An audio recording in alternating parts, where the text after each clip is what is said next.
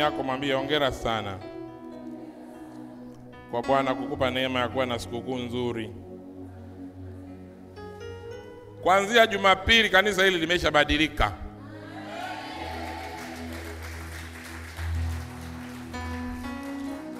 Na maisha yako yamebadilika.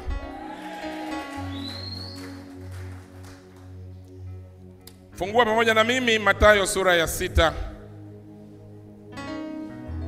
mstari wa 28 hadi mstari wa 32.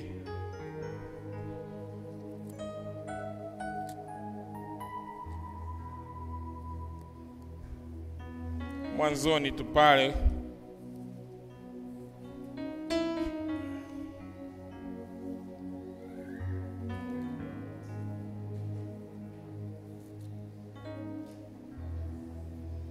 Mathayo mtakatifu sura ile ya 6 mstari wa 28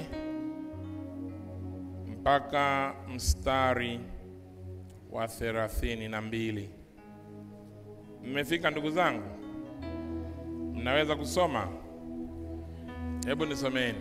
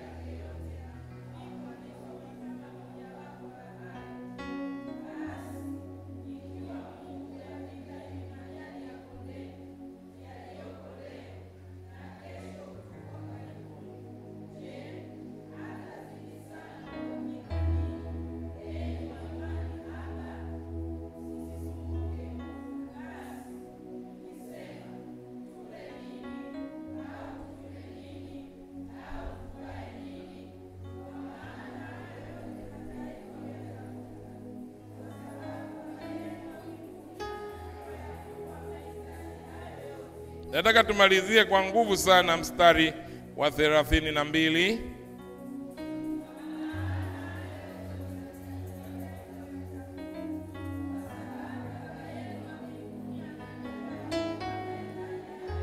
Baba yenu wa mbinguni anajua nini? Baba yenu wa mbinguni anajua nini? Baba yenu wa mbinguni anajua mnayahitaji hayo yote. Yapi hayo? Mle nini, mnywe nini, na nini, na mvae nini.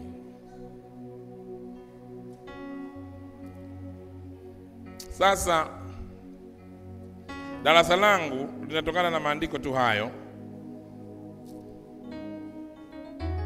Lina kichwa cha somo, fikirini maua ya shamba, ama fikirini maua ya shambani. Fikirini maua ya shambani au fikirini maua ya mashambani. Hilo ndio darasa langu leo. Kwa dakika chache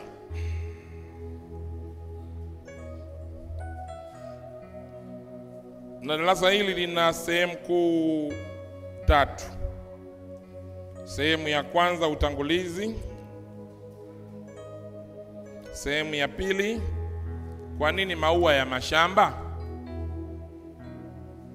Kwa nini maua ya mashamba?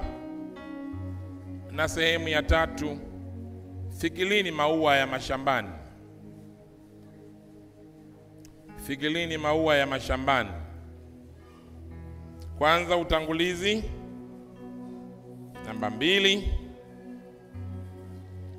kama nilivyowaambia, na namba 3 kama nilivyosema. Mmekopi? Naam? Mko sawa? Au nirejee? Haya, kwanza utangulizi. Jambo la pili, kwa nini maua ya mashamba? Na jambo la tatu, fikirini maua ya mashambani. Fikirini maua ya mashambani. Aya, nataka nirudi katika darasa langu.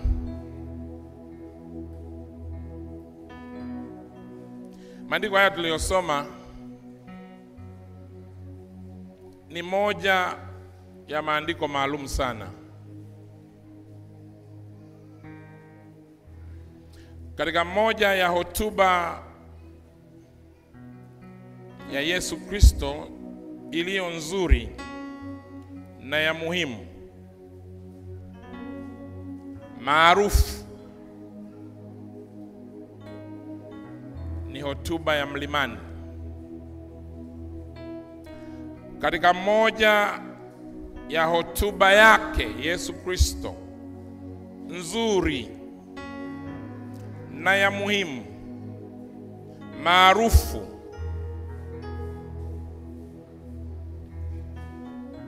ni hotuba ya mlimani.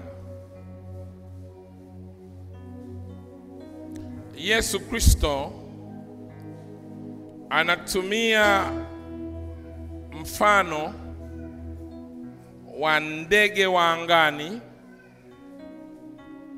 na maua ya kondeni. Anatumia mfano wa ndege wa angani na maua ya kondeni kutengeneza hoja za kifikra akilini. Kutengeneza hoja za kifikra akilini. Inaitwa logic of comparison. Hoja, anatengeneza hoja za kifikra akilini kuonyesha namna Mungu anavyowathamini wanadamu kuliko ndege wa angani na maua ya kondeni. Kuonyesha Mungu anavyowathamini wanadamu kuliko maua ya kondeni na ndege wa angani. Nataka uelewe hiyo sentence. Kuonyesha nini? Mungu anavyokuthamini wewe kuliko ndege wa angani na maua ya kondeni. Na kama Mungu anaweza kujali sana vitu vidogo mno kama maua, kama ndege wa angani katika uumbaji wake, basi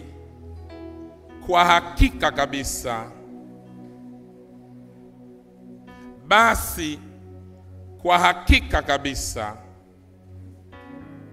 anawajali sana wanadamu ambao ni kilele cha uumbaji wake na ambao amewatawaza juu ya kazi zake zote. Nitarudia maneno hayo. Na kama Mungu anaweza kujali sana vitu vilivyo vidogo mno katika uumbaji wake, basi kwa hakika kabisa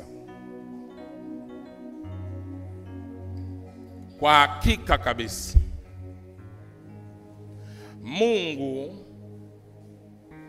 anawajali sana wanadamu ambao ni kilele cha uumbaji wake, na ambao amewatawaza juu ya kazi zake zote.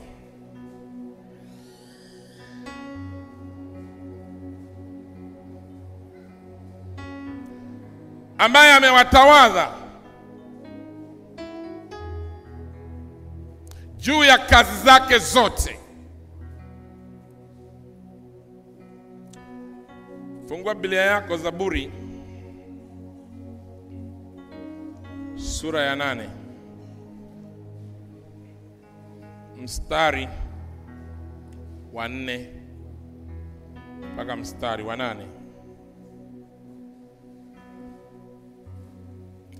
Zaburi sura ya 8 mstari wa 4 hadi wa 8.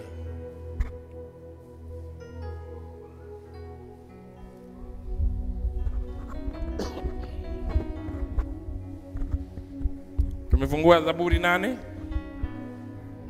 mstari wa 4 hadi wa 8.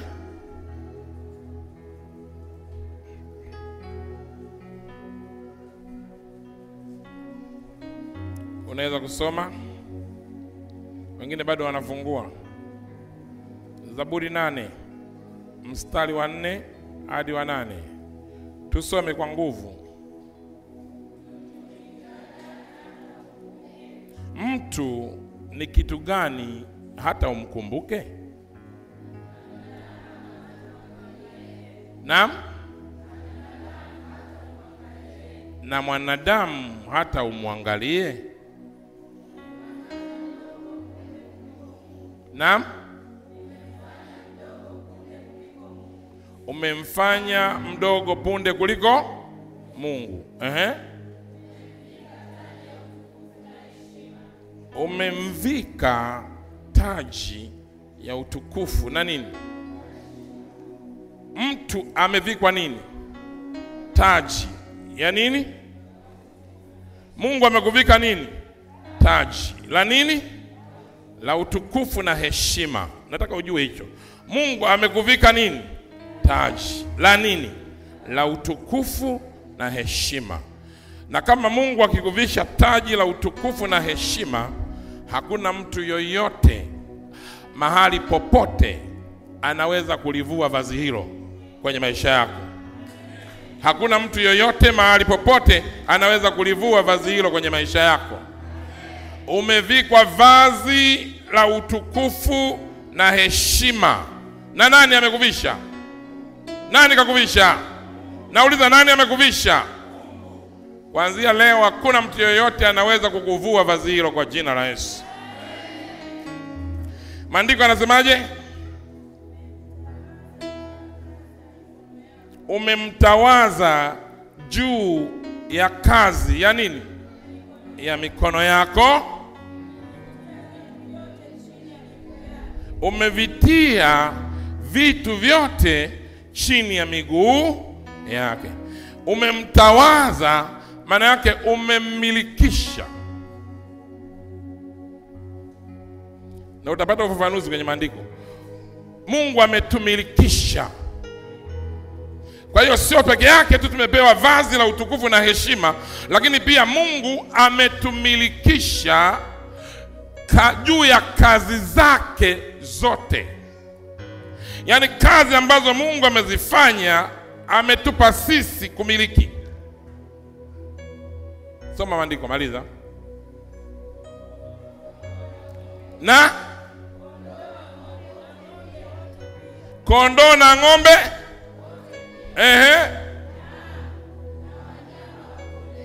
naam, na wanyama wa kondeni wote,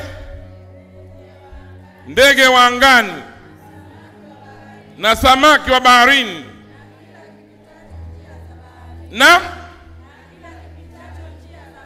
Hivyo ni vitu Mungu ametumilikisha. Mungu ametumilikisha vitu hivyo.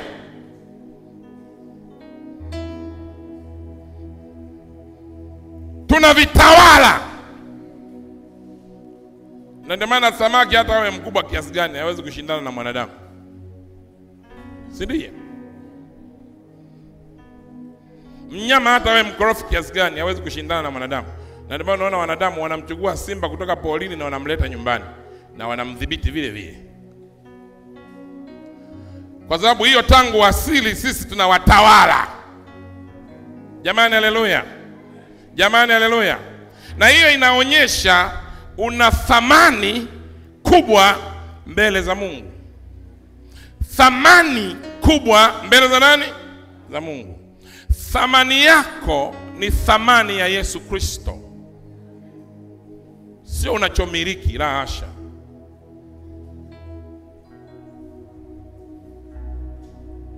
Tunaelewana? Na ndio maana utagundua mwanadamu alipoanguka dhambini, ili aje kukombolewa, ili mlazimu aje nani? Yesu Kristo. Na thamani ya mwanadamu aliyeanguka dhambini iligharimu nini? Uhai wa Yesu Kristo. Hiyo ndio thamani yako. Umeelewa sijui? Piga kelele, mimi ni wa thamani. Kwa nguvu zaidi. Kwa nguvu zaidi.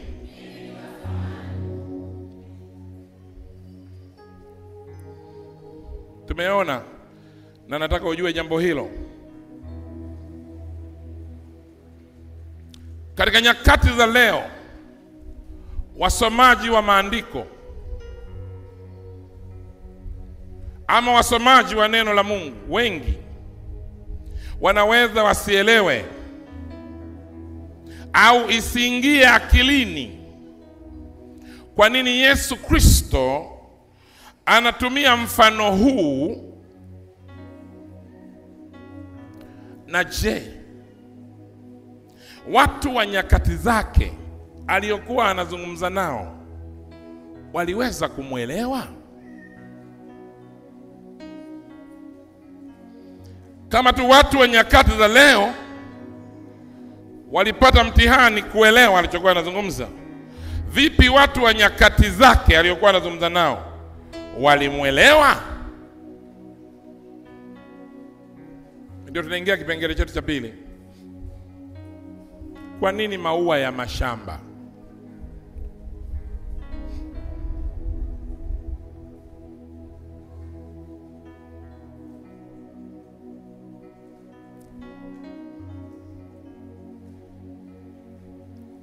Kwa nini maua ya mashamba?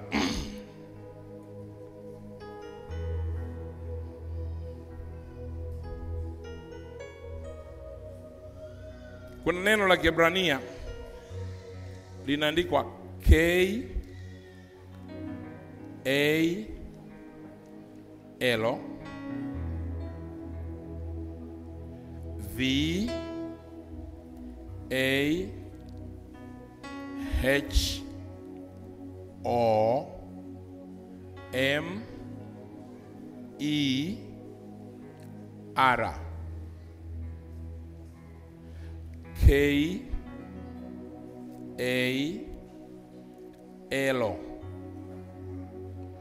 V A H O M E R. Muone hilo neno linaitwaje? Na amtai sauti. Kalvahoma. Sema Kalvahoma. Tena. Umesema nini? Unamaanisha nini?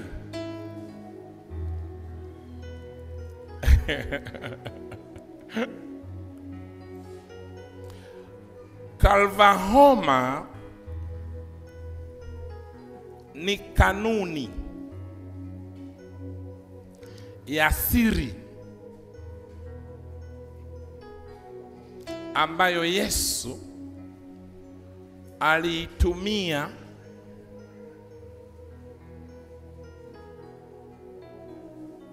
ni kanuni ya siri ambayo Yesu aliitumia.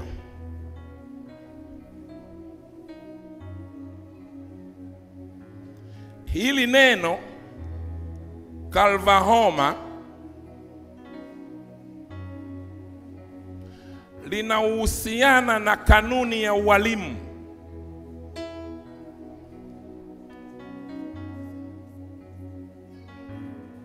Iitwayo kutoka wazo dogo kwenda wazo kubwa.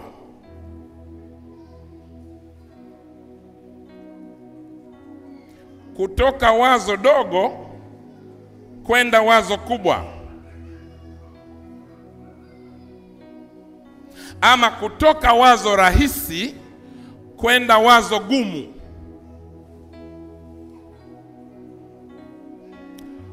From minor to major,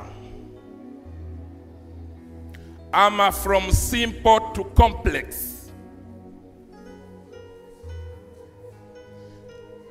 Kutoka wazo dogo kwenda wazo kubwa, kutoka wazo rahisi kwenda wazo gumu.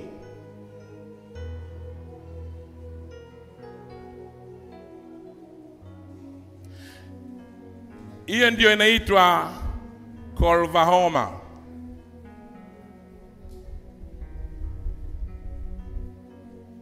Kutoka wazo dogo kwenda wazo kubwa, kutoka jambo rahisi kwenda jambo gumu. Jamani, haleluya. Sasa hii ilikuwa ni moja ya kanuni iliyotumika na walimu wengi wa nyakati za karne ya kwanza.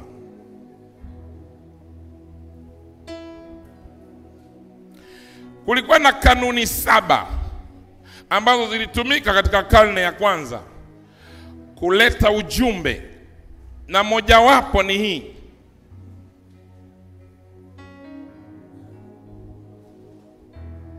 Hizi ni kanuni 7 zilizokuwa zinatumika na marabi wa nyakati za Biblia. Marabi wa Kiyahudi walikuwa wanazitumia kutafsiri maandiko, na mojawapo ndiyo hiyo kalvahoma.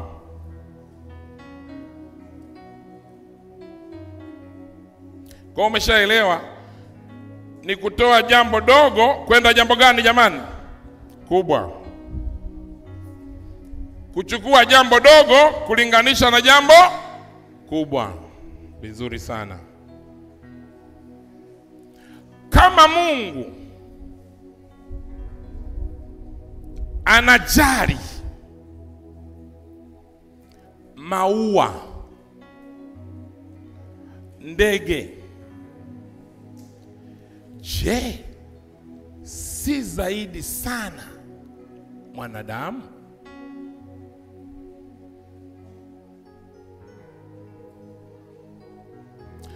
Je, hata zidi sana kujali wanadamu ambao amewaumba kwa mfano wake na sura yake, na amewapa utukufu wake? Mtindo huu wa kuzungumza kutoka jambo dogo kwenda jambo kubwa, Yesu aliupenda na aliutumia sana. Angalia kwa mfano Luka 23 mstari wa 31.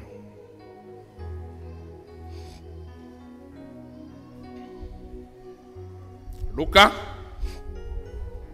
mtakatifu 23 mstari wa 31.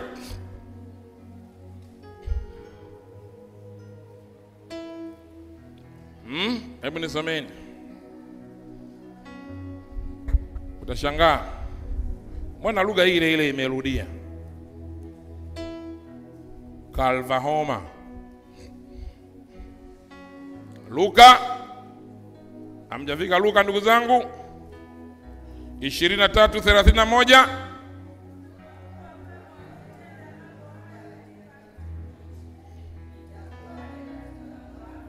Soma tena.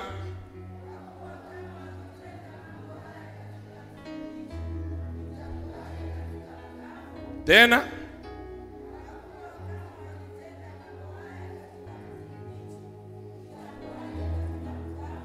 Maana maneno kama watu wanatenda hivi kwenye mti mbichi, watatenda namna gani kwenye mti mkavu?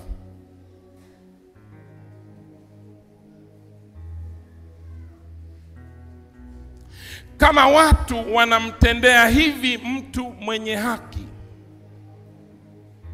watamtendea namna gani mtu asiye haki?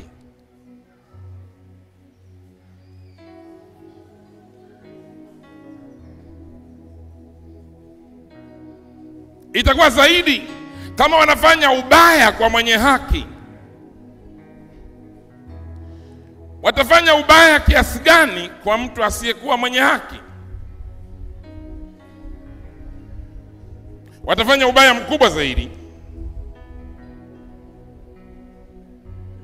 Kwa hiyo unaona, Yesu Kristo kwa msingi huo, ujengaji hoja aliokuwa anautumia ulikuwa ujengaji hoja wa nyakati hizo. Na hapa huo ujengaji wa hoja unafanana kabisa na maua ya kondeni na ndege wa angani. Yesu kama mwenye haki anatendewa mambo kama haya. Itakuwaje mtu ambaye sio mwenye haki? Kama watu walishindana na Yesu Kristo mwenye haki tangu kuzaliwa kwake, itakuwaje watakaposhindana na mtu ambaye sio mwenye haki? Itakuwa hatari kiasi gani? Hatari zaidi. Kwa Yesu Kristo anatumia kanuni hiyo ya ufundishaji. Unatumia jambo dogo kwenda kwenye jambo kubwa.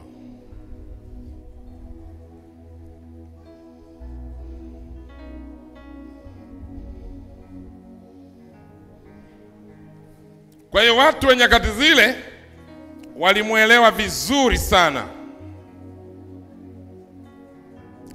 Yesu Kristo. Naenda kipengele changu cha 3.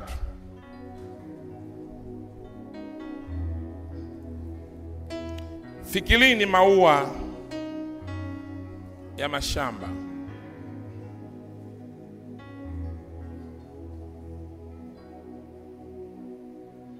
Kimsingi hapa katika hotuba ya mlimani, Yesu Kristo alikuwa anazungumza na kundi la watu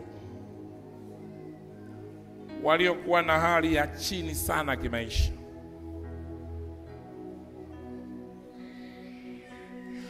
Kwa Kiswahili kizuri ni watu maskini.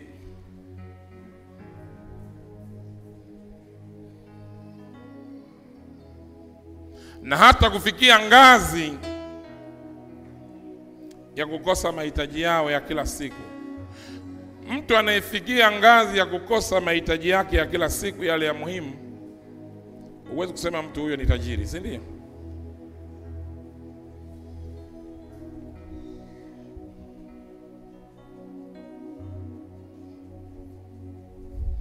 Walikuwa wanakosa mahitaji ya msingi kama chakula, mavazi na vinywaji. hiyo stage sio stage nzuri kwa mwanadamu. Anapokosa mahitaji ya msingi, mwanadamu anasumbuka zaidi. Na kutangazia wewe naye nisikiza katika ibada hii, hautakuwa kwenye hali hiyo kwa jina la Yesu. Nasema hautakuwa kwenye hali hiyo kwa jina la Yesu Kristo. Hali ya kukosa chakula, hali ya kukosa mavazi, hali ya kukosa vinywaji, hautakuwa katika hali hiyo kwa damu ya Yesu. Kama ni wewe nisikia amina kubwa.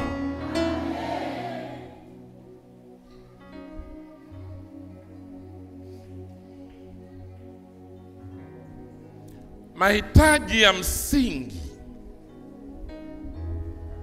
kwa mwanadamu yanapokosekana, yanamfanya mwanadamu kuwa mnyonge zaidi.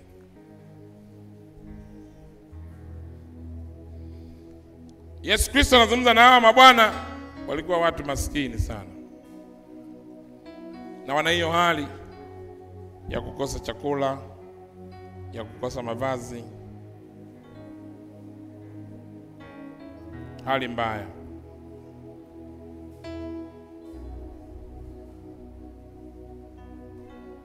Na Yesu Kristo anazungumza nao, anataka kuwaondoa kutoka katika hali au kutoka katika mawazo ya kufikiria kuhusu chakula na mavazi. Unajua, mtu anapokuwa katika hali ya kufikiria chakula, mavazi, vinywaji, huyu mtu hawezi kufikiria mambo makubwa mengine kama vile kununua kiwanja, kama vile kununua nyumba. Hawezi. Kama tukula anafikiria ale nini, atakula nini, mawazo yake yote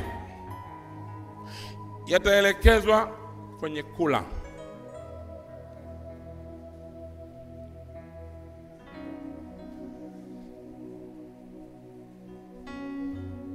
Kutokana na hali ambayo yuko nayo, atawaza kula.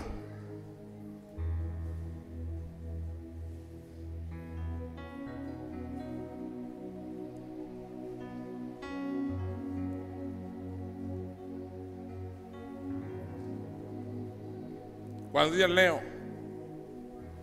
kwa jina la Yesu Kristo, roho ya uhitaji wa chakula nyumbani mwako imeondolewa. Nasema imeondolewa. Hautahitaji chakula kwa jina la Yesu. Mungu atahakikisha una chakula. Nasema Mungu atahakikisha una chakula. Mungu atahakikisha una mavazi. Pokea mavazi kwa jina la Yesu, na uvalishwe na Bwana kwa jina la Yesu.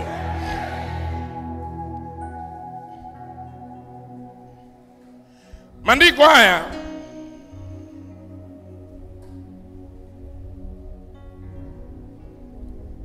Yesu Kristo anafundisha watu hawa,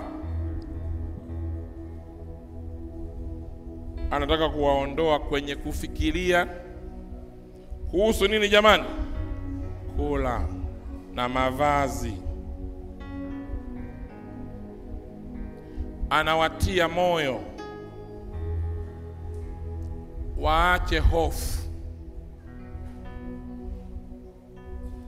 kuhusu haya.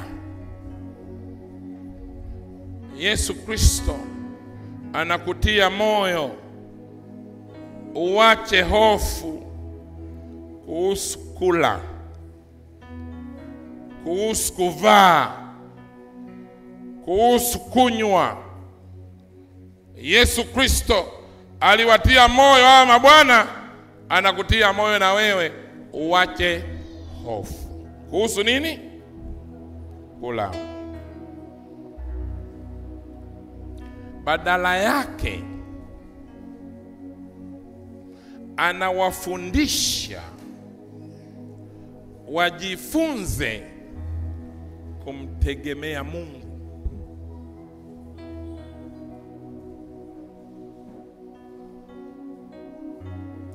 Kuliko kuogopa. Wajifunze kumtegemea Mungu.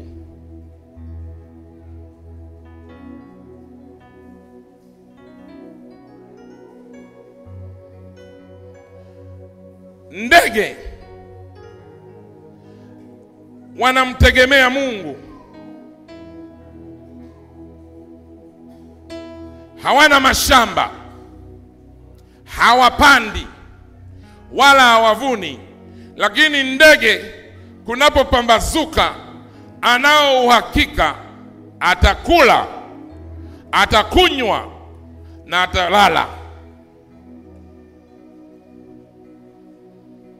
Lazima kama Wakristo tujifunze kumtegemea Mungu kwa maisha yetu yote na mahitaji yetu yote, kwamba Mungu wetu anajua mahitaji tulionayo yote na anajua namna anavyoweza kuyafikia na kukusaidia kupata nafuu. Lazima tumtegemee Mungu. Ndege wanamtegemea Mungu kila siku kuhusu kula kwao na kunywa kwao. Mungu anatufundisha tumtegemee yeye kila siku kuhusu kula kwetu, kuhusu kunywa kwetu, kuhusu kuvaa kwetu. Jamani, haleluya. Mwambie jirani yako, jirani, nisaidie kuhubiri leo.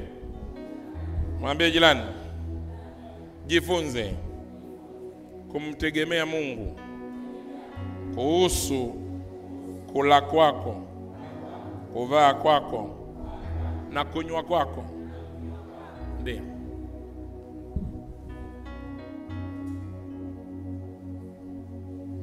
Mtu ambaye ataelekeza nguvu zake kwenye chakula, moja kwa moja atakuwa mtumwa wa kutafuta pesa. Umeelewa sentensi? Atakuwa mtumwa wa kutafuta pesa ili apate nini? Chakula. Lakini mtu ambaye ataelekeza matumaini yake kumtegemea Mungu, moja kwa moja nguvu zake na matarajio yake hayatakuwa kwenye kutafuta pesa, yatakuwa kwenye kumtegemea Mungu, na Mungu atahusika moja kwa moja kwenye kula kwake na kuvaa kwake na kunywa kwake. Kwa sababu Mungu anajua lazima ule, lazima unywe, lazima uvae.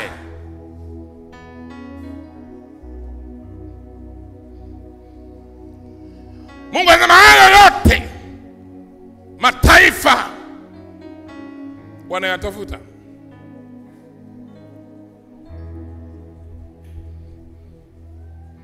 Hakutakuwa na njaa nyumbani mwako. Nasema hakutakuwa na njaa nyumbani mwako. Nasema hakutakuwa na njaa nyumbani mwako.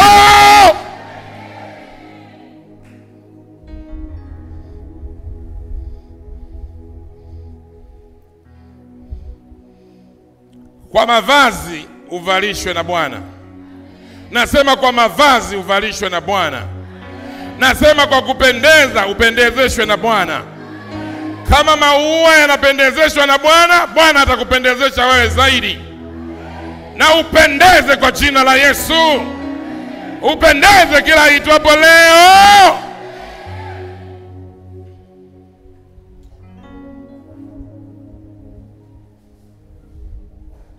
Yesu Kristo anataka tuwe na imani, tusijisumbue.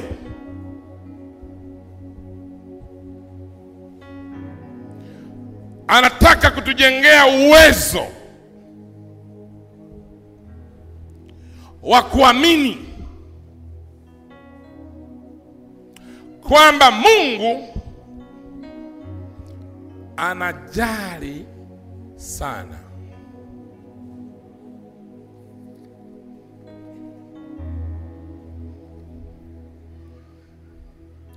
Mungu anajali sana.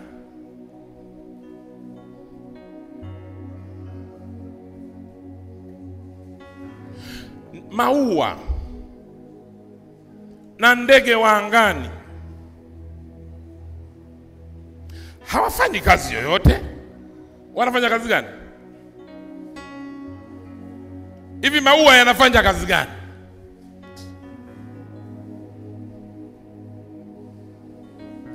Kama maua hayafanyi kazi yoyote, na Mungu anasema anayavika kifahari kuliko alivyomvika Suleiman, ama kuliko fahari yote ya Suleiman,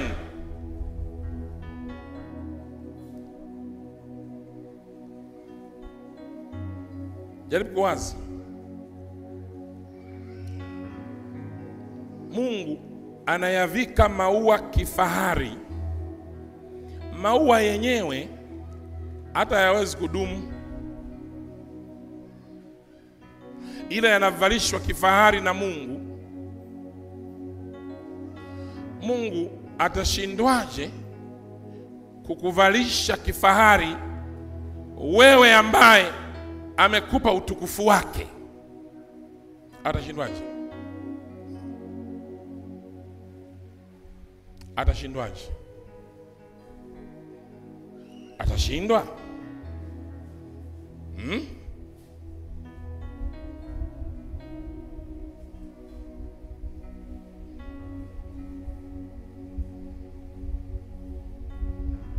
Maua ambayo hayana hata muda mrefu wa kudumu.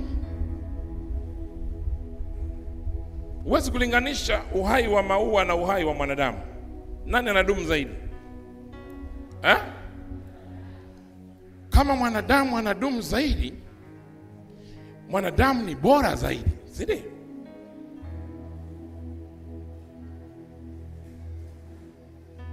Leo nataka ujue Petro wa kwanza sura 5 mstari wa 6 hadi wa 7.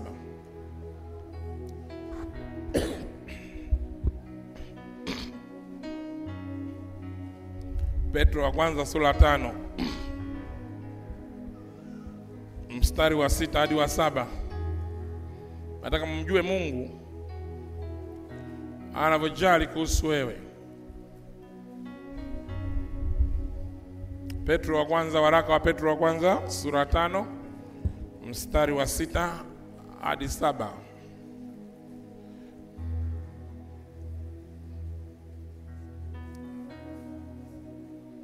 Naweza kusoma kwa nguvu kanisa zima? Nataka usikie ujumbe wa Mungu kwako. Twende. Ndiyo. Ndiyo. Naam. Fadhaa zenu kidogo. Fadhaa zenu kidogo. Mnamtwika nani? Mungu. Nini? Fadhaa zenu zote, kwa maana yeye hujishughulisha kidogo.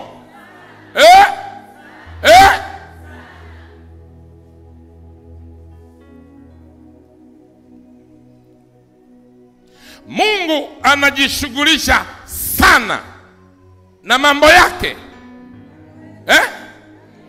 na mambo yenu. Kwa nini Mungu anajishughulisha sana na mambo yetu? Kwa sababu sisi ni wa thamani mbele zake.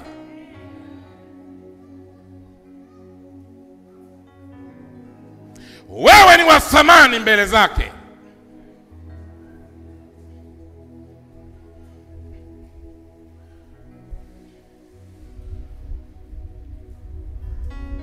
Anajishughulisha sana sana. Pigeni Bwana makofi ya shangwe, kwa sababu anajishughulisha sana sana na mambo yetu.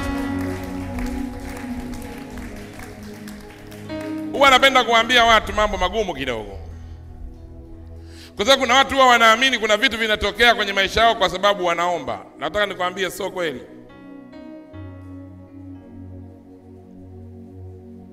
Sio kweli. Tangu ujue kuomba na kabla ya hujajua kuomba, yale yote ambayo yalikuwa yanatokea kwako kabla hujajua kuomba yalikuwa yanatokana na nani? Na kwa taarifa yako, kuna mambo mengi yanafanywa na Mungu kabla hujajua kuomba, na hata wakati unaomba wewe uyaombei, Mungu anayafanya. Sijui kama unanipata. Mungu anafanya namna hiyo. Na ndio maana Mungu anasema anafanya zaidi ya tuombavyo, anafanya zaidi ya tuwadhavyo. Mungu anaenda extra mile. Yeye ni Mungu wetu.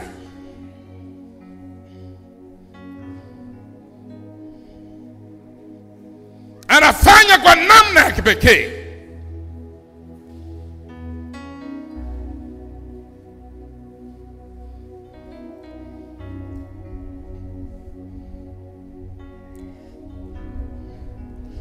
Sio maombi yako ndio yanashinda vita.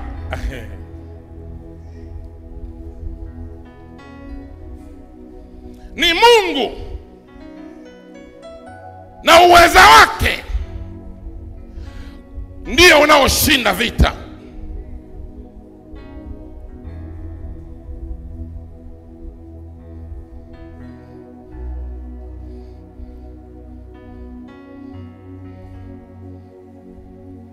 Nawaambiaga wale wanaoomba wanapambana, akiomba ndio vita inazidi. Mtu kama huyo akiniambia vita imezidi sana, yani nikiomba vita inazidi sana, namwambia basi lala bila kuomba.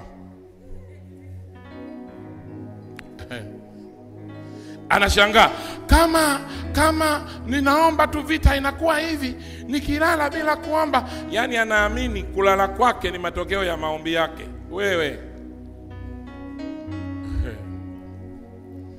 tumelala muda mwingi bila maombi na tumeamka. Sijui kama unajua hicho kitu. Kuna Mungu hapo juu, kuna baba yetu pale juu, kuna Bwana wetu pale juu, kuna muumbaji wetu pale juu. Anajishughulisha sana na mambo yetu kwa namna ya kipekee. Ndio maana hatujapotea. Ndio maana wanaoshindana na sisi hawajatuweza. Ndio maana wanaotuwazia mabaya hayajatokea. Ndio maana wanaotupinga hawajatuweza. Ndio maana wanaotaka twende chini hawajatuweza. Tuna baba yetu pale juu, tuna Mungu wetu pale juu. Piga kelele, sema fire! Piga kelele, sema fire! Anajishughulisha. Maandiko yanasema hasinzi wala halali. Come on.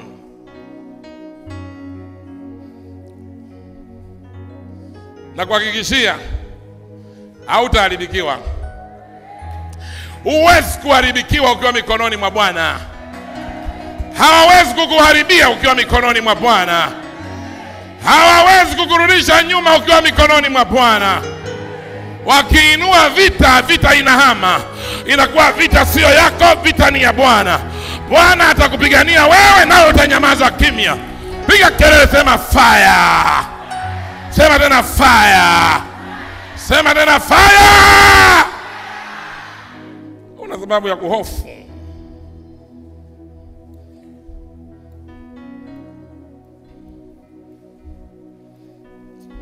Naambiaga watu, ukiwa umechoka sana huwezi kuomba, lala. Usifikiri eti ndio maombi yako. Unajua kama umjui Mungu, utafikiri kila kitu kinakuhusu wewe. Umechoka? Lala. Namwambia Mungu, mimi nimechoka na lala.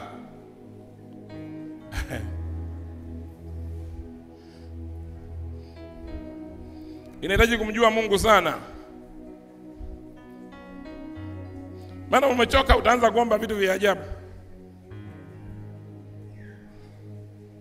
Usingizi, umechoka, unaanza maombi vitu vya ajabu. Ndio mtu mmoja alisema, Yesu toka, shetani karibu. Nini anajilazimisha? Yuko na usingizi na amechoka, usiku wa kulala anasema Mungu bariki na samaki. Inabidi kumwamsha, Bwana mbona tunataka kulala, samaki tena yuko wapi huyo?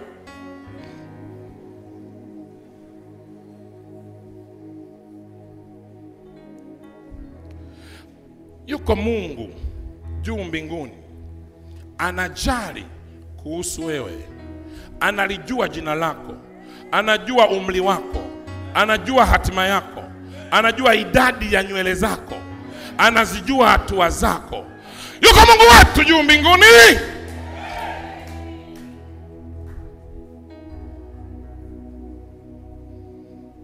Tuko pamoja?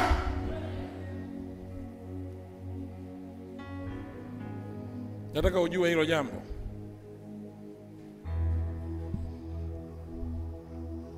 Mungu wako anajishughulisha sana na maisha yako. Sio kidogo. Hauwezi kufa tu hivi kirahisi. Watu tu hawawezi kukuharibia kiurahisi. Hakuna kitu kama hiyo.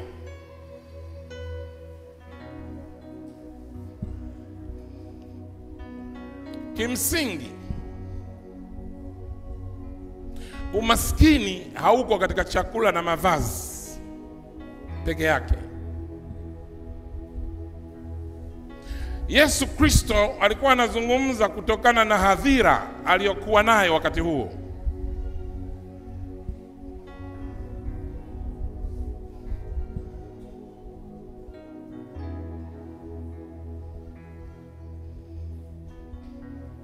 Watu walikuwa maskini sana anaozungumza nao. Lakini leo unaweza usiwe na umaskini huo, usiwe na uhitaji huo wa hawa mabwana ambao walikuwa nao, lakini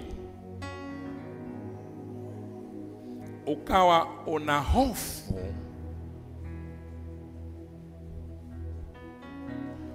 kodi yako ya nyumba, ukawa na hofu kwa ajili ya kodi yako ya flame, ukawa na hofu kwa ajili ya hali yako ya biashara.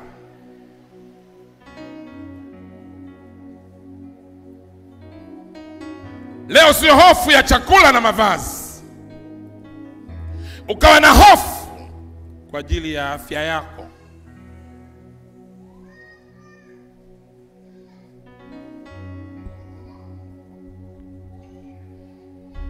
Ukawa na hofu kwa ajili ya marejesho ya vikoba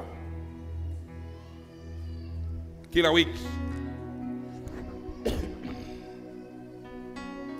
Unawaza nitapata wapi hela yao 5,000 au 7,500 ya kila wiki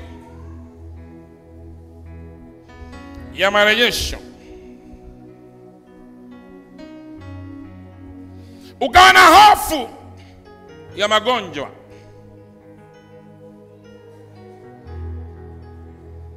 Ukawa na hofu ya ada ya watoto shule.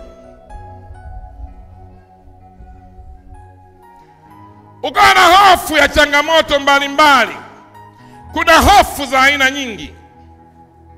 Hofu ya kushindwa, hofu ya kuchekwa, hofu ya kushambuliwa, hofu ya kuonewa, hofu ya kudhulumiwa na kadhalika. Unayo hofu ya namna fulani,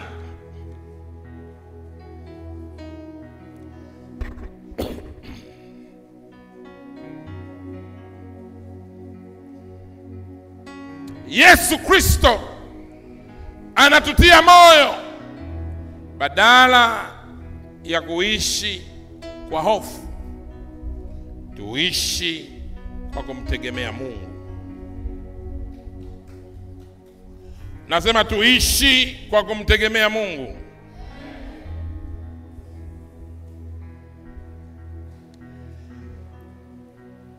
Ziko fadhaa nyingi kwenye maisha ya wanadamu. Iko mizigo mingi kwenye maisha ya wanadamu.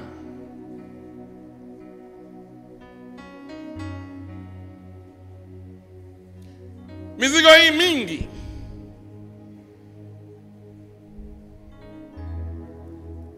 inawaumiza sana wanadamu katika maisha haya.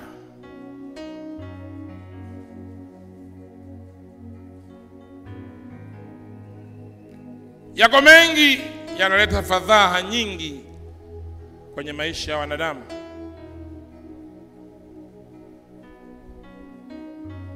Na yanaleta huzuni.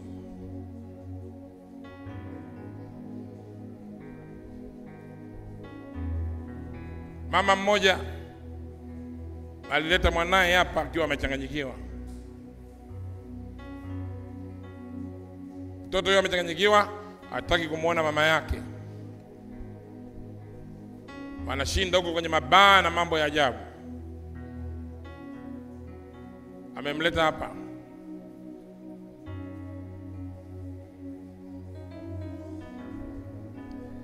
Anamwangalia mwanae analia. Na mwanae hataki kumwangalia mama yake, anainama chini tu hivi. Wamefanya kila namna, hakuweza kupata ushindi. Hata tulivyoomba na mwanae yule na akaponywa, yule mama akasema, mchungaji, tayari hapo. Kamwambia mama, tayari mwanao yuko sawa, unaweza kwenda naye nyumbani. Kwa sababu yule mtoto alikuwa ataka kukaa nyumbani kabisa. Mama akasema, mchungaji, naomba jambo moja. Sema sawa, jambo gani? Akasema, naomba huyu mtoto umchukue wewe, akae kwako kwanza.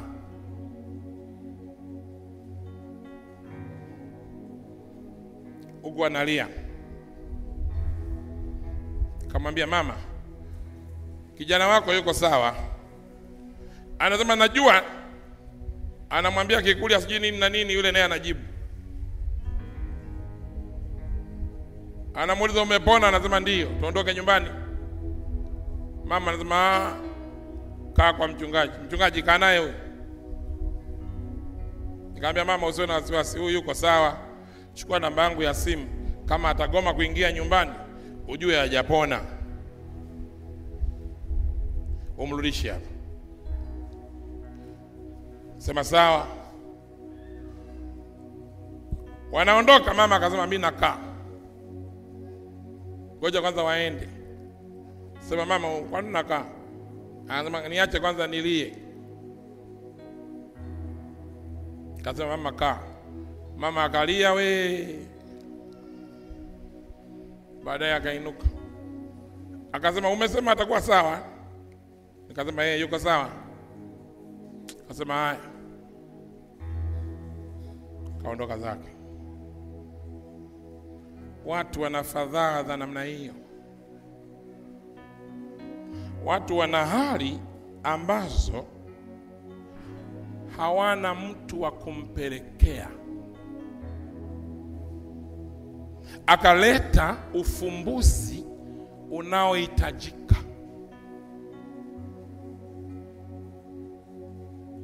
Kuna maumivu mengi kwenye maisha ya wanadamu leo. Mungu anataka tumwamini. Anaweza kukutana na mahitaji hayo na shida hizo na fadhaa hizo, anaweza kukutana nazo na akaleta ufumbuzi. Umwamini. Amini. Amini. Usipoamini, Mungu anataka kukutana na mahitaji yako leo. Nasema leo. Kuna uwezekano wa Mungu wa kukutana na mahitaji yako leo. Unaamini? Nauliza, unaamini?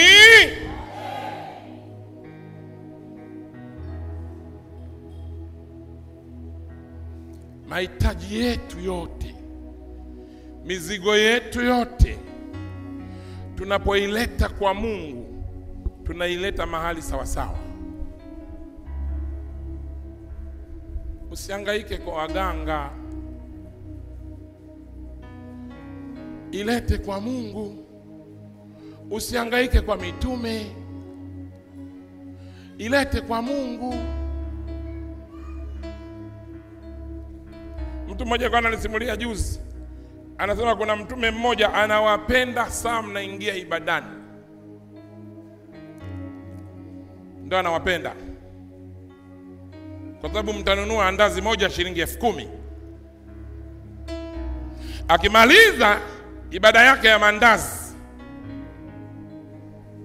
anasimamisha mabouncer. Mnafukuzwa kanisani kwake, mtoke nje ya kanisa kama nguruwe.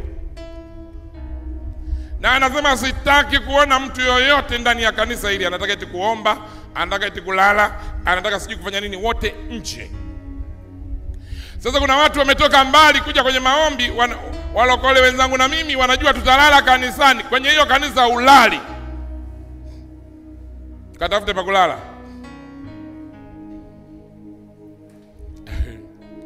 Lakini kabla hajachukua mandazi ya 10,000 kukuuzieni, ni muungwana. Akishauza hataki masiara. Na unaambiwa wale walioko pale mabouncer hawana masiara, anaweza kukutia makofi. Uende nje kanisa lake. Sema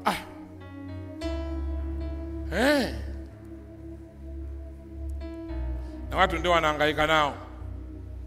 Nenda kwa mtume ana wake 2, eti anakutabiria, anakuambia tuma na hela. Si ujinga tu. Unajua watu, Biblia inasema watu wanaangamia. Watu wangu wanaangamizwa kwa kufanya nini? Kuna wengine kwa sababu hapa anaona ni rahisi kumfikia mchungaji, ni rahisi kuombewa bila hela, anaona hapa hamna nguvu za Mungu. Wewe kataabike na mitume. Hapa yuko Yesu aliye hai. Hapa yuko Yesu aliye hai. Na tumeamua kufuata mwongozo wa Biblia. Hatuna mbwembwe. Tukitaka mbwembwe kwani hatuwezi? Kwani mbwembwe sisi hatuzijui? Kuniona mimi hapa laki. Na unaelewa? Nikitia na manjonjo, natia pale pazia la upako. Siwezi. Laki unapita kwenye pazia la upako. Na nalitia upako na uwezi kupita.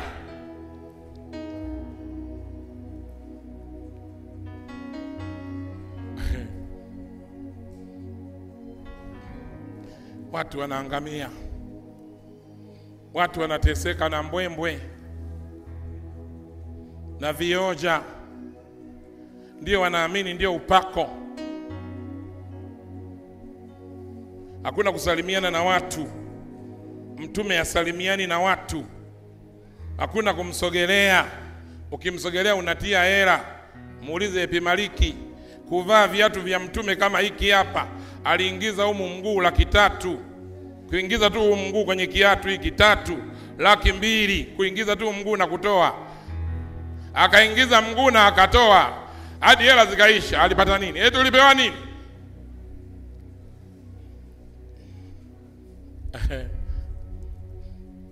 Kwani hizo mbwembwe sisi hatuziwezi?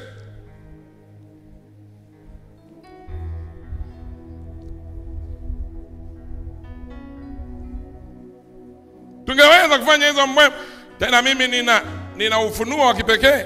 Ningeweza kufanya ufunuo ambao hujawahi kuona wewe mahali popote. Nilifanya hapa wa herufi. Mlikuwepo? Mlikuwepo? Mliona nini kimetokea? Ndio ningekuwa narusha sasa live. Kwanza mwewe kuona huo ufunuo hapa Tanzania wa hivi.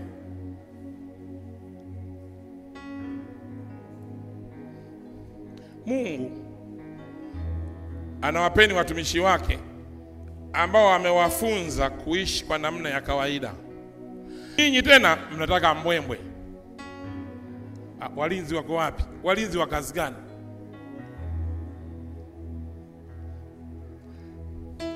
Penda kwenye makanisa yanayoshika watu uchawi. Ndio mnapenda.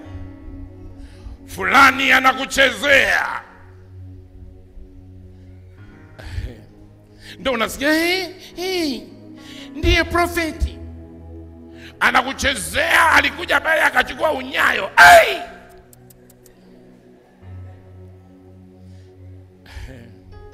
Ndio mnapenda. Lakini ukija kanisa kama hili unafundishwa maneno ya Mungu yamenyoka kama hivi.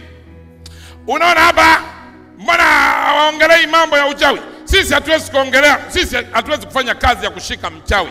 Kazi ya kushika mchawi ni kazi ya kipumbavu anayofanya manyaunyau. Sisi hapa tunataka wewe uponywe na ubarikiwe na Bwana. Kazi ya kushika wachawi zinafanywa na waganga huko. Alafu kimshika mchawi sasa ndio inakusaidia nini? Mizigo. Hiyo yote ni mizigo tu. Ilete kwa Yesu. Hiyo yote ni mizigo, ilete kwa Yesu. Na ukija kwa Yesu, muamini Yesu. Mtegemee Yesu. Tuko pamoja? Achana na mbwembwe. Mungu yuko hapa.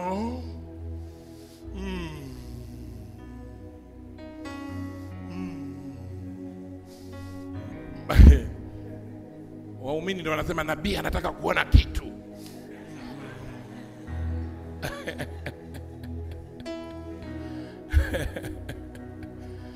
Kwa kweli wajinga duniani hawaishi.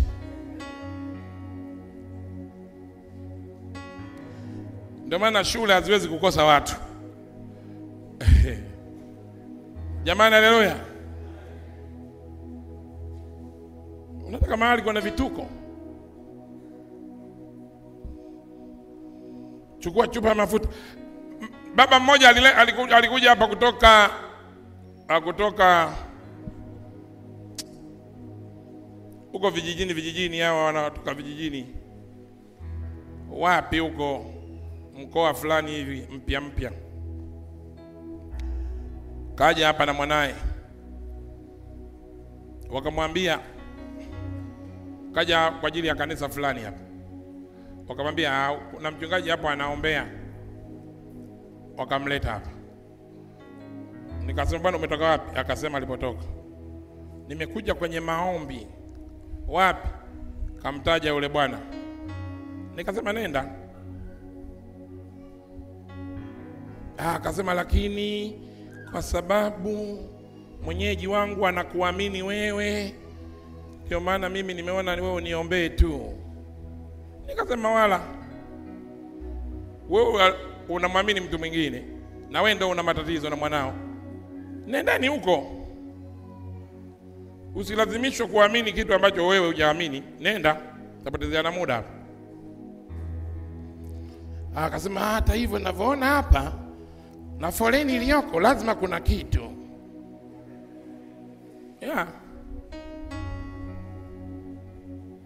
Nikasema kwa hiyo tuombee tu.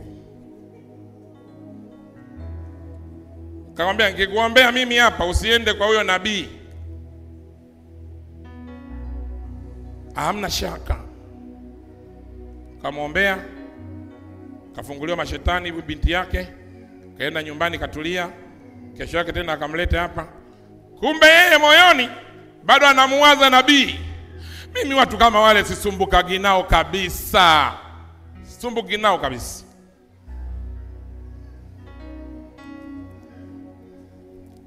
Sasa akawa anaenda kwa nabii usiku. Kwa nini unaenda kwa nabii usiku? Nenda tu mchana. Sasa nabii alikuwa ameagiza walete kucha na vitambaa vyeupe na waogelee kwenye madimbwi. Ametengeneza dimbwi. Nabii anawaogesha watu kwenye dimbwi. Sasa huyu kwa sababu moyo wake uko kwenye dimbwi, hapa ameshaombewa, amekaa sawa, bado anaona lazima niende kwenye dimbwi, lazima nikaogelee kwenye dimbwi. Kanunua kitambaa cheupe, kata kucha, nenda kwenye dimbwi. Kaenda kaogelea. Ndio roho yake ikatulia. Alipotoka kwenye dimbwi hilo, aliporudi nyumbani, yule dada akafa. Nawapa true story. Sasa kule alikoenda kuogelea, akawapigia simu. Kuna matatizo. Wakasema sisi hayatuhusu. Wala. Lakini ndo aliogelea. Wakasema waliogelea wengi, mbona wengine hawajakufa? Unataka kutushika uchawi sie? Si aliogelea mwenyewe kwa raha zake. Sasa ndio ananitafuta mimi. Anatafuta namba yangu anipigie. Mtumishi, kuna matatizo. Matatizo gani? Amefariki binti yangu. Ilikuwaje? Yaani sikusikiliza maelekezo yako. Mimi nakupa maelekezo kwa faida yako. Au sikilizi yakitokea mambo asala yako. Yaani hatunaga haja ya kugombana. Tugombane nini? Nikamwambia kwa hiyo mtumishi, yaani sijui hata pa kuanzia. Nikasema nenda polisi. Ndio pa kuanzia mtu akifariki. Sasa unaanzia wapi? Mkataa pema. Nasema mkataa pema. Unajua kuna watu wamezoea kutangatanga. Wamezoea wanatangatanga. Leo yuko hapa, leo yuko kwa mtume yule. Mimi nikikugundua, mimi unione hivi hivi, nitakupuuzia mwenyewe, utasikitika. Hata mimi sina pressure, mimi sichukui hela ya mtu. Ningekuwa nachukua hela ya mtu ningesema anachukuaga hela yangu. Sina shida na hela ya mtu. Lakini unanisumbua, leo uko hapa, kesho uko kule. Leo uko pale, kesho uko huku. Alafu unarudi hapa, unanipima mimi. Unaenda unakusanya mafuta huko, unapakwa mafuta huko, unakuja tena hapa, unaanza kuleta mapepo hapa tena. Wakati mimi sijakupaka mafuta. Unapakwa mafuta kule, unakanyaga mafuta kule, unaanza tena kupagawa, unarudi tena hapa. Wewe unijui mimi. Nitakuja kukufukuza wewe, hautaamini macho yako.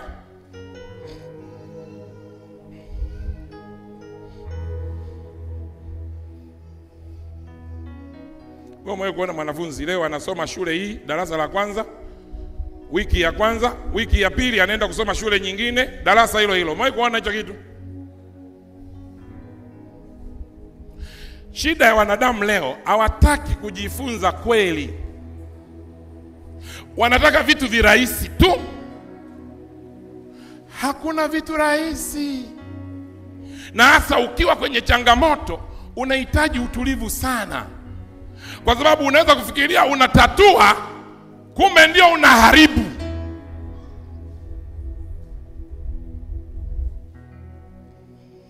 Yule bwana anasema, sasa naomba msaada. Sina hata ndugu yeyote. Nikasema hata mimi mwenyewe sio ndugu yako. Yesu alinikataa mimi akaenda kukata kucha kule au?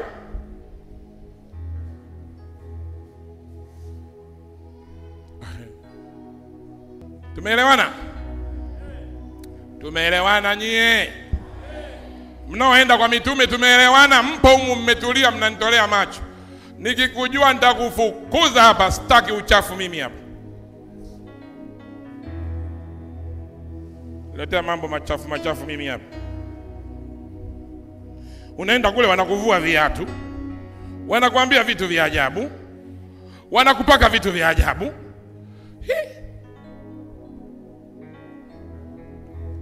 Unaanza kupata matatizo.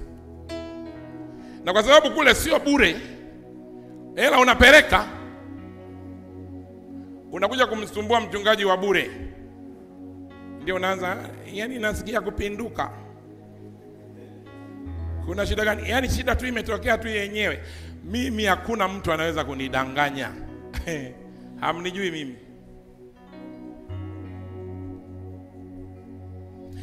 Kama naweza kujua kitu kilichoko kwenye moyo wako nikakuambia, utakuja kunijanganya jambo kubwa kabisa unalofanya kwa miguu. Mimi kitu kinachonifanyaga niwe kimya, mimi ni mali ya Mungu. Mungu ananiambia short.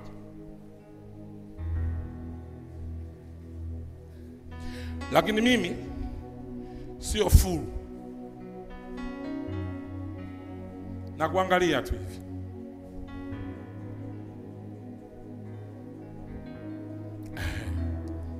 Siku nikikuamulia, nilimwamulia mmoja hapa.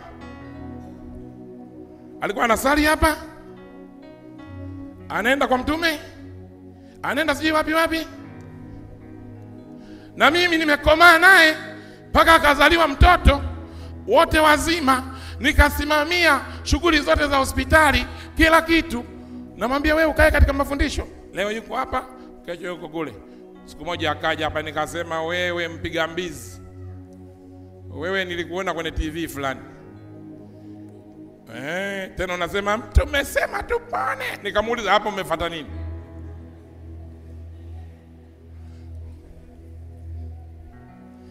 Umefuata nini hapa?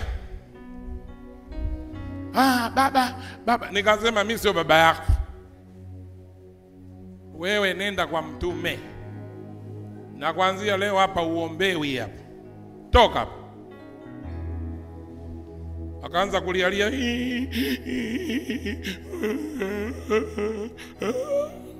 Na alikuwa na matatizo makubwa. Mungu amecontrol level. Anasema sasa unanifukuza ile control. Nikasema na yenyewe itaondoka.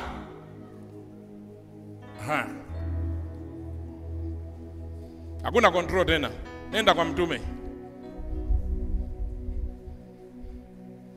Mwenye masikio na asikie. Kanisa hili limekuwa, hatutaki ujinga. Mshike mkono jirani yako mwambie, hili kanisa limekuwa, hatutaki ujinga. Unapenda kukaa na sisi, kaa. Upendi kukaa na sisi, nenda.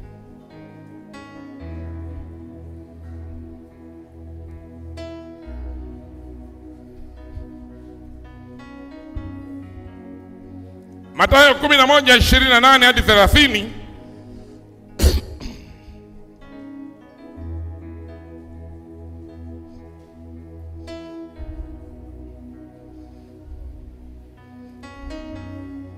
Hebu someni hilo andiko.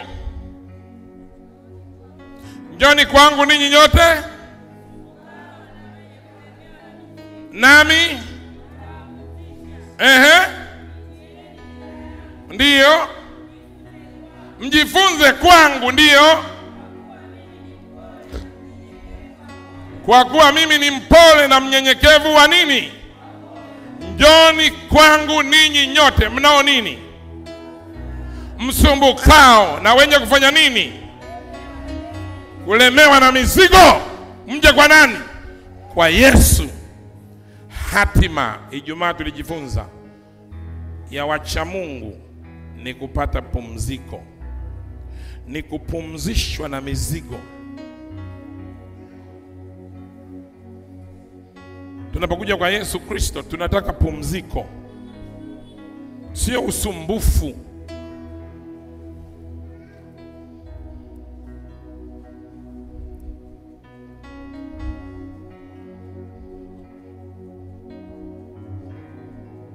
Njoo kwa Yesu. Mwamini Yesu.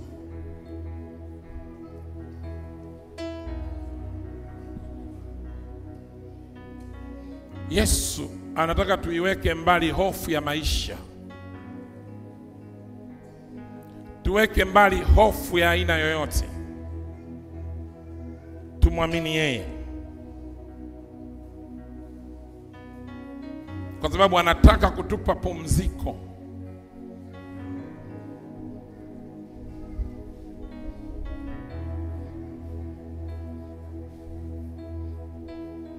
Makanisa haya mnaoenda ambayo hamyajui yana matatizo. Kwa sababu watu mkipata watu mnaowafahamu mnawachukulia wepesi. Mimi niko na nyinyi hapa, mnanichukulia nini? Kwa taarifa yako, mimi ni expensive kuliko unavyofikiria wewe. Very expensive. Muulize Elliot. Yule pale alipotaka kuja huku kanisani, unakumbuka? Ukasema weka Google Map, niliweka. Ukasema tuelekeze, niliwaelekeza. Enoki akasema huyu asijidai mjanja, tutajua tu. Walitafuta kuja hapa. Saa 6 usiku walikuja hapa. Walinikuta niko hapa.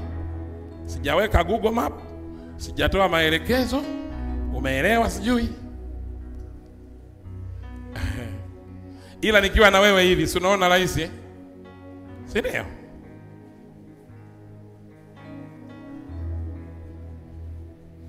Haiko rahisi hivyo. Naona Elliot akatuliza kichwa chake akasema huyu akili zake nazozijua huyu dawa yake niwe huko. Pigieni makofi.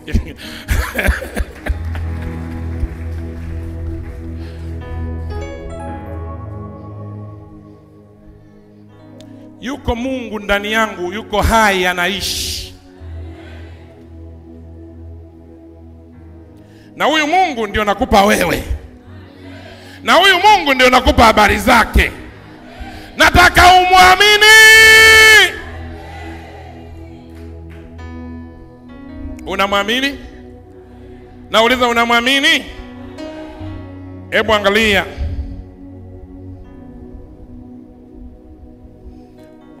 Kujisumbua kuongeza kitu chochote. Katika Luka inaongelea hivyo. Nani anaweza kuongeza hata kitu kidogo kwa kujisumbua kwake? Hiyo ni Luka sura ile ya 12 mstari wa 25. Mimi nataka wewe usome Zaburi ya 118. Mstari wa 5 hadi wa 7.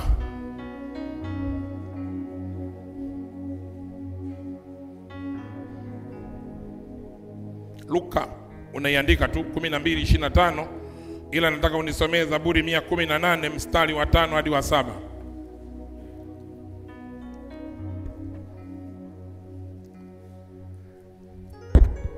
Zaburi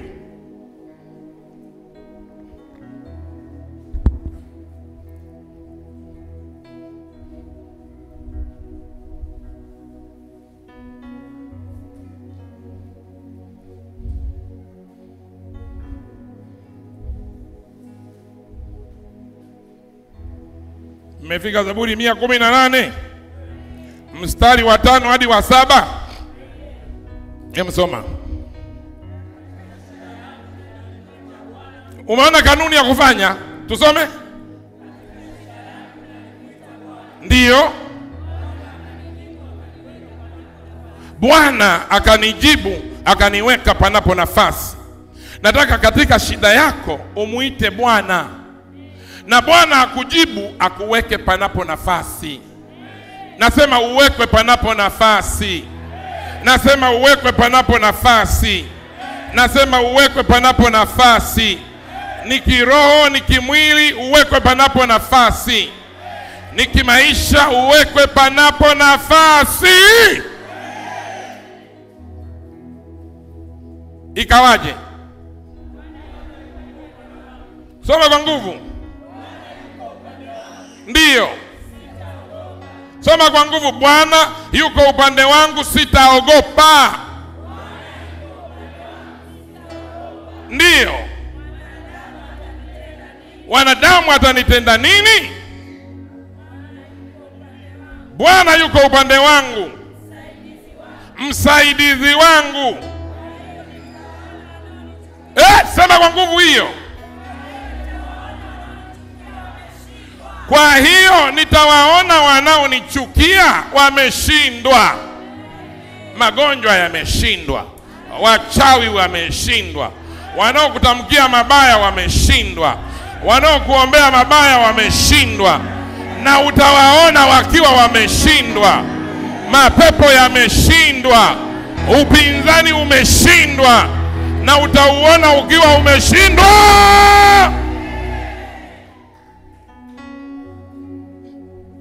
Wameshindwa. Wanaotafuta uhai wako wameshindwa. Wanaotafuta baraka zako wameshindwa. Wanaotafuta watoto wako wameshindwa. Wameshindwa. Giza. Wako wanaokuchukia. Wanachukia watoto wako. Hawataki kuona mambo mazuri kwa watoto wako. Chuki kubwa kabisa. Wataonekana wameshindwa. Utawaona wameshindwa. Utawaona wameshindwa.